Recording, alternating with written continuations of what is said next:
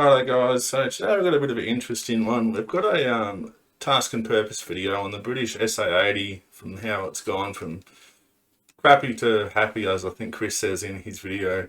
I've had a little bit of hands-on experience with the weapon. I think I had it for maybe 5-10 minutes play around. So before we get stuck into the video, I do have a friend of mine, Bootneckgamer, which I'll put his channel down in the description below as well, but he's going to give a bit of a lowdown on what he thought the weapon was good for, what it was bad for, and yeah, just a general pros and cons list. So let's get started.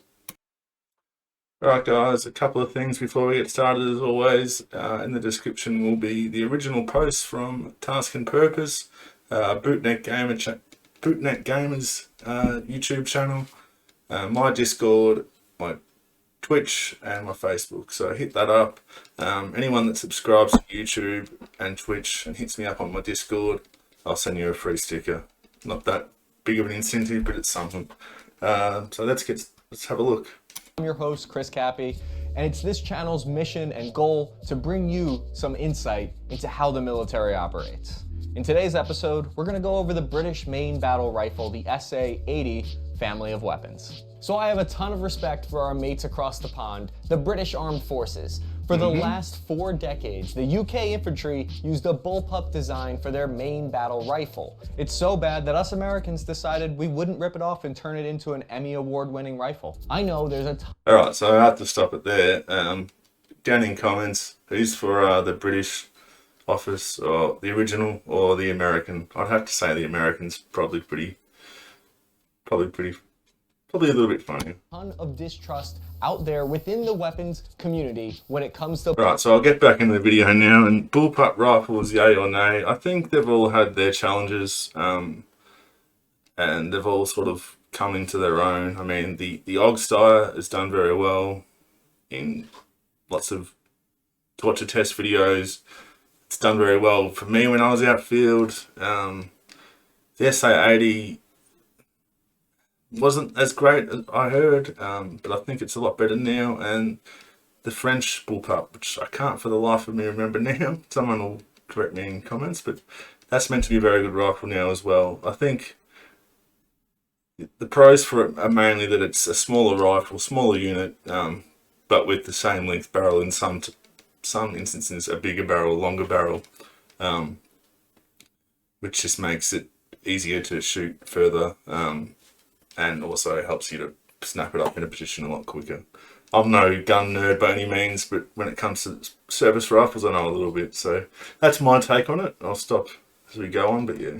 The bullpup designs compared to conventional firearms. There's the style. My guess is a lot of this actually comes directly from British soldiers, not so great experience on the ground with this rifle. I want to get to the bottom of if the incredible amount of hate for this weapon is justified or not.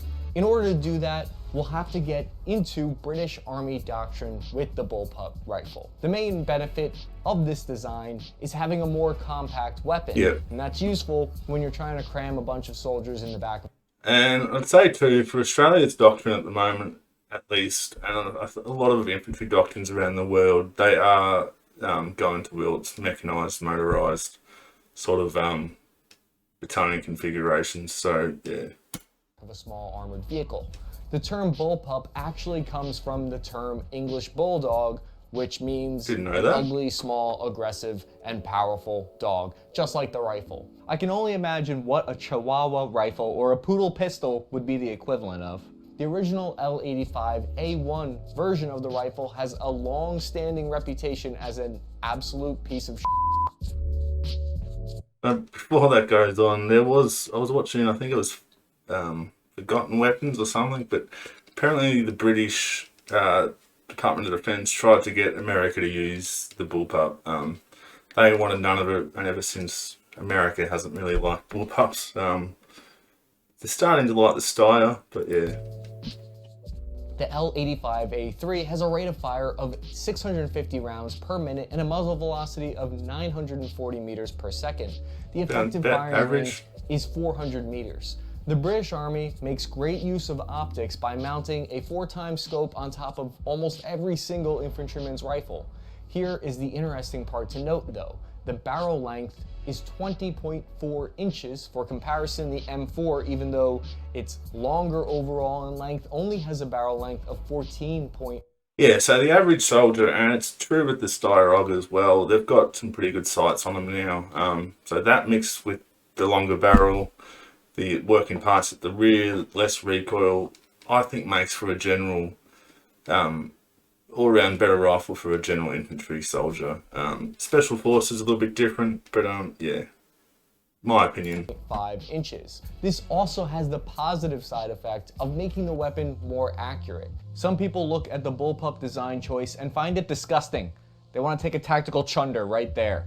That's an actual slang term from Britain that I found, and I strongly encourage you to look it up and use it in casual conversation. The rifle weighs 11 pounds when fully loaded with an optic. Many tactical chunders. The M4 weighs 9 pounds in the same configuration. Notice how I'm using pounds to describe a British weapon. Go back just to there. trigger all configuration. Yeah, hang on, sorry, we'll go back just a little bit. You can see there too, they've also got, it's obviously got the Picatinny, but they've got the same as the Steyr, or the Oz-Steyr. They've got the bipod handle there. Makes it even more accurate. I think they've just replaced the SUSAT sights with ACOGs as well. 4 weighs 9 pounds in the same configuration. Notice how I'm using pounds to describe a British weapon here, just to trigger all my British comrades. We fought a whole war of independence for the right to be wrong about how we measure. Come on, guys. Hey there, mate. You talking smack about my rifle?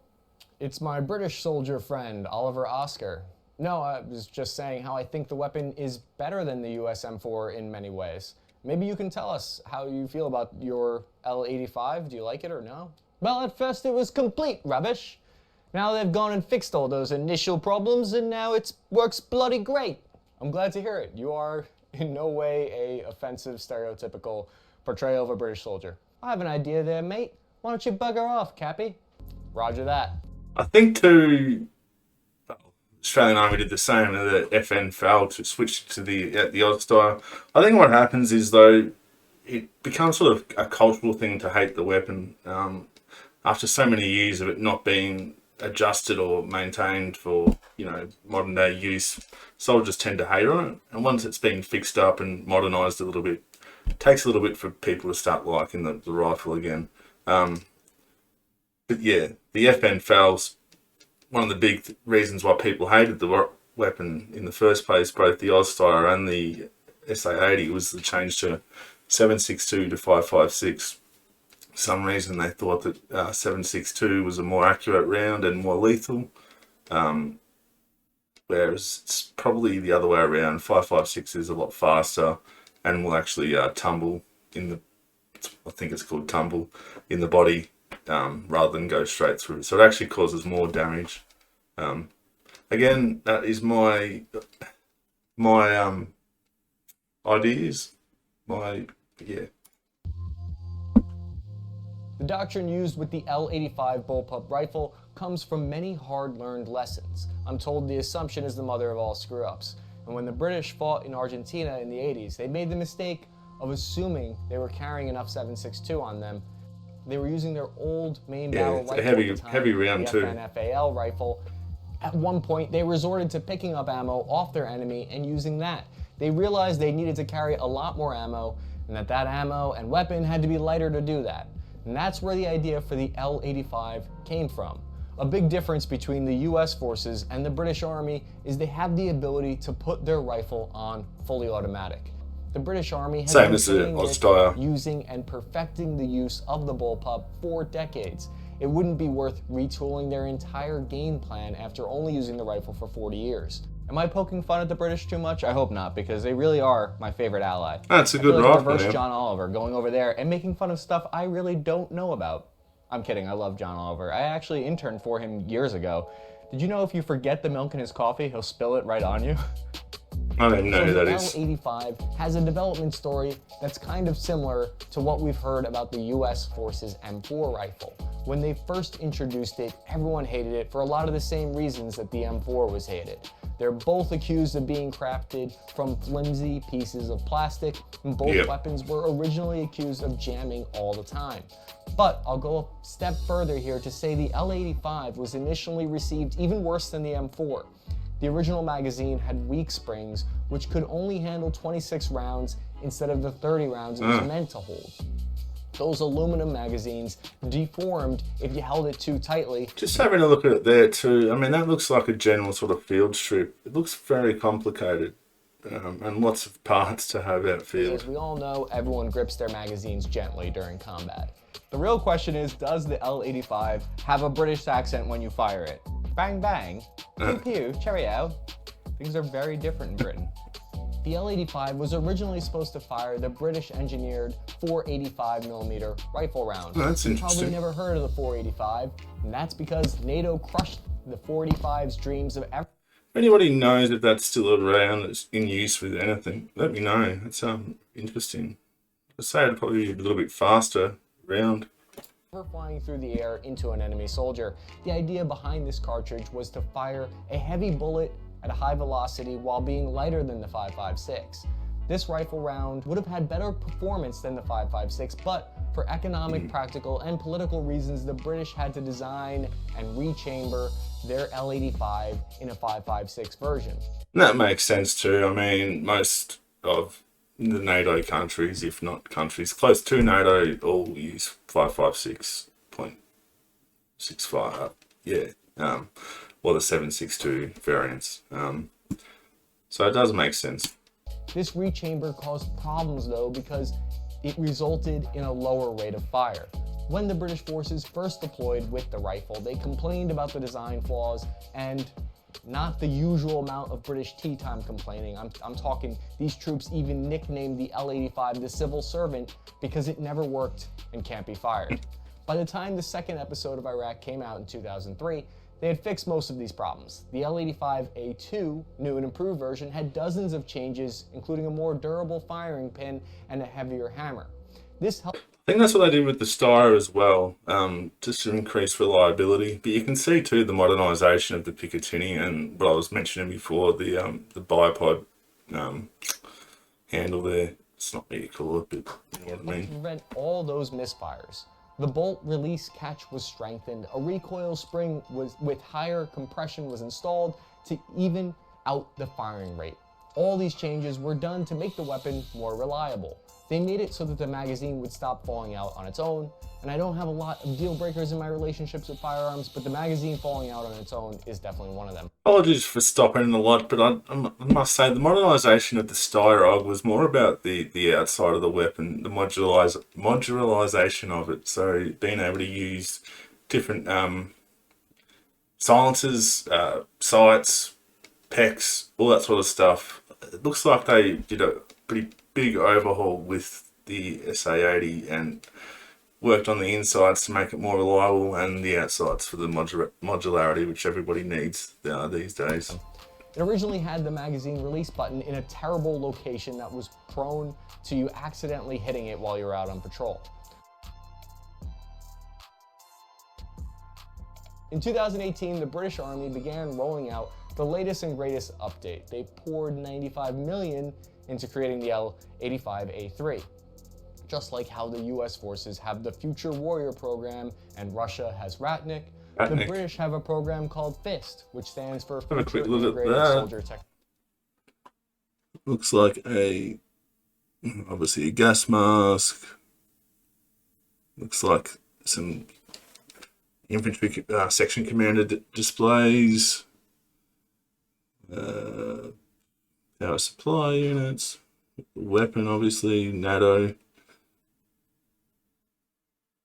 grenade launcher, yep, and yeah, personal radio. So that's all pretty, that's probably almost a little bit outdated now. Yeah. Further that even more. This program focused on improving the infantry's combat effectiveness. Like the other programs... Hang on, I've got to stop and look at this helmet. Ear protectors to shield from explosions. Oh. There's human voices to be heard clearly. Yep, so it's just Peltors. That's pretty cool. Although I don't know if I'd want to be wearing that big ass helmet. Goal is to improve situational awareness, communications, weapons, and optics. The old aging SUSAT 4x scope will be replaced with the ACOG with an option to add a shield close quarter reflex battle sight. Heckler & Koch will be in charge of making these upgrades from the A2 to the A3 version, and it's expected to increase the service life of the SA-80 past 2025. The A3 variant fixes an issue with an over-rotating selector level. It adds a new upper receiver and a new paint coat that will be able to minimize the weapon's visibility to infrared sensors. This is an incredibly important factor because in future near-peer wars, as sensor detection becomes more prevalent, I'm so jealous of all this new kit that's coming out. Feels like we had to suffer for soldiers to get the stuff they need today. And ever before, we see the Russians doing the same thing with their camo in their Ratnik program. Is it just me, or does Ratnik program sound like some kind of hairstyle? Bad Russian hairdo? So as the bayonet becomes less important in American training, it has remained a tradition to the British. Each soldier is issued a bayonet for their rifle. Same as Australia. Well, it was. And when I was in boot camp, we never even saw a bayonet. The L85 knife attachment features a bottle opener, which you can use to open your crack. So I feel like I need to say that at basic training, we still do a bayonet assault course. I think it's just to get a little bit of aggression in you. Well, having said that, I hope they don't go over it or in the video, but I think the British Royal Marines actually use bayonets. I did a bayonet charge in Afghanistan at some point. If someone knows about that, let me know. Beer that you begged your family to secretly mail you because you're not allowed to drink on deployment. There are several stories of a British infantry regiment actually using a bayonet on their L85, including once in 2004 at the Battle of Al Amaria in Iraq. Many countries use a bullpup rifle, including China and the Australians. The disadvantages of a bullpup is the slightly awkward reload, especially when you're lying prone. And I think Ireland uses the Steiner Og as well. France might have just changed.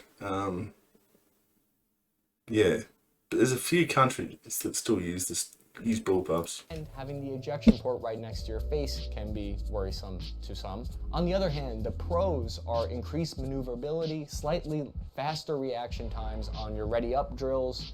The L85 first prototype was created back in 1976, so it's about 1 decade younger than the M16 family. And it's quickly gone from initially being hated by British troops to today not really even being hated anymore. At the end of the day, I think the L85 A3 version has finally brought the bullpup out of the mud that it was born in. And that's all I've got on the British main battle rifle. Let me know what you think of the L85. Does it deserve all the hate that it gets? Please remember to like the video if you enjoyed it. That helps promote our videos across YouTube. Yeah, guys, go visit Discord channel. His channel. Host Chris Cappy. Give it a like as well. And now for your moment of HOOAH. Classic. What's up, guys? I'm Bootneckgamer, former Royal Marine and former South African infantryman as well. So I've used loads of different kinds of weapons.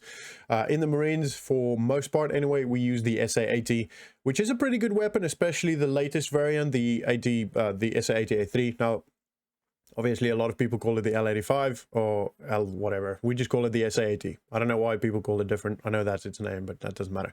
So a couple of cool things about the SA-80 is that it's a bullpup, which means all the heavy parts, all the working parts are really close to you. So your energy expenditure trying to keep aiming isn't that much. Unfortunately, it's not ambidextrous, so which means you can only shoot it on the right-hand side of your face because the cocking handle moves back as you fire, and it's quite like it's a little bit of a sharp sort of handle that you know that if you have the weapon on your left-hand side, it'll pretty much break your cheekbone, pretty much. It's not the easiest weapon to maintain. There's quite a lot of working parts to it. It's easy to take apart like any weapon, but there's a lot of stuff you have to clean on it, which makes it, you know, in the field especially, it makes it quite an admin nightmare. You know, just long time to clean it, and some of the little nooks and crannies you have to get into is quite difficult to get into, but it is fairly fairly good. Well, fairly good. It's easy enough to maintain, to be able to use it and not worry. It doesn't give you that many stoppages, to be honest. I think the only stoppages I've ever had were ammo stoppages. So having, you know, bad ammo or dirty ammo, it's never been the weapon itself. I don't think I've ever seen the SA80 really break.